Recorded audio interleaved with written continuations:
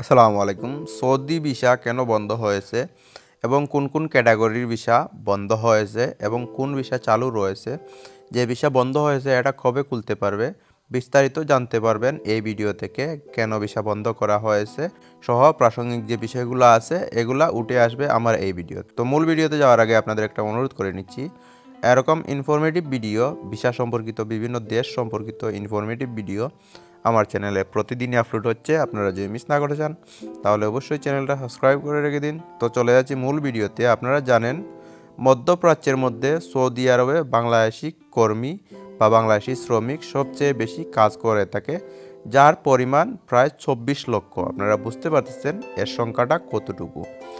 তার মানে রেমিটেন্সও কিন্তু সবচাইতে বেশি আছে মধ্যপ্রাচ্যের এই দেশ থেকে।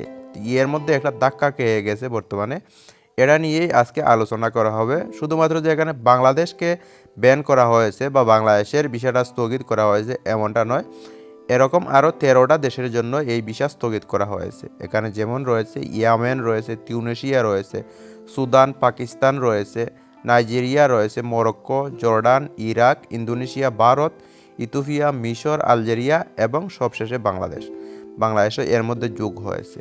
এই দেশগুলোর জন্য মাল্টিপল এন্ট্রির যে বিষয়টা ওইটা স্থগিত করা হয়েছে। এর মাধ্যমে আপনি বারবার সৌদি আরবে এন্ট্রি নিতে পারবেন। মাল্টিপল এন্ট্রি বিষয়টা তো আপনারা বুঝতে পারতেছেন, এই বিষয়টা স্থগিত করা হয়েছে।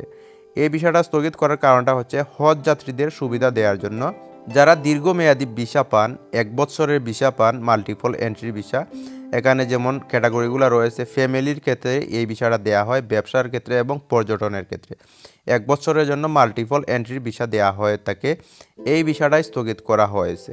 এই বিষয়টা স্থগিত করার কারণ এখানে দেখানো হয়েছে, সৌদি আরবের পররাষ্ট্র মন্ত্রণালয়ের মাল্টিপল এন্ট্রির যে কর্মকর্তারা রয়েছেন তারা এই কারণটা দেখিয়েছেন।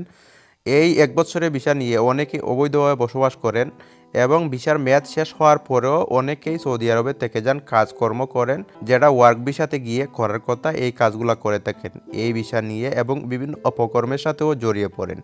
তারা হজের সময় আসলে হজে গিয়ে ভিড় করেন। আপনারা জানেন 2024 সালে এই গরমের কারণে অতিরিক্ত হাজি হওয়ার কারণে 1200 হাজি মারা গিয়েছেন, যেটা সর্বকালের সর্বোচ্চ। এই কারণে এই পদক্ষেপটা তারা নিতে বাধ্য হয়েছেন। এখানে বিশেষ করে বিবেচনা করা হয়েছে হজ যাত্রীদের জন্য। এই বিষয় নিয়ে অনেকেই হজ করে থাকেন। আপনারা জানেন প্রত্যেকটা দেশের জন্যই কিন্তু হাজিদের আলাদা আলাদা কোটা থাকে। এই কোটার বাইরে কিন্তু হাজিদের ভিসা দেওয়া হয় না। এই কোটা যখন পূর্ণ হয়ে যায় তারপরে এই অন্যান্য ভিসা নিয়ে অনেকেই ভিড় করে থাকেন। এর জন্য পদতলিত হয়েও অনেক হাজি মারা যান। এর জন্যই এই ব্যবস্থাটা নেওয়া হয়েছে। মাল্টিপল এন্ট্রির ভিসা যেটা, ওইটাকে স্থগিত করে সিঙ্গেল এন্ট্রি চালু করা হয়েছে। মানে আপনি 1 বছরের ভিসা যদি পান তাহলে সিঙ্গেল এন্ট্রি নিতে পারবেন, দ্বিতীয়বার আর আপনি এন্ট্রি নিতে পারবেন না। তবে এটাও এখানে জানানো হয়েছে অন্যান্য যে ভিসাগুলো রয়েছে, যেমন হাজিদের ক্ষেত্রে হজ ভিসা, ওমরা ভিসা এবং কূটনৈতিক ভিসা এবং ওয়ার্ক ভিসা সর্বশেষে বলা হয়েছে, এগুলা কিন্তু আগের নিয়মেই চলতে থাকবে।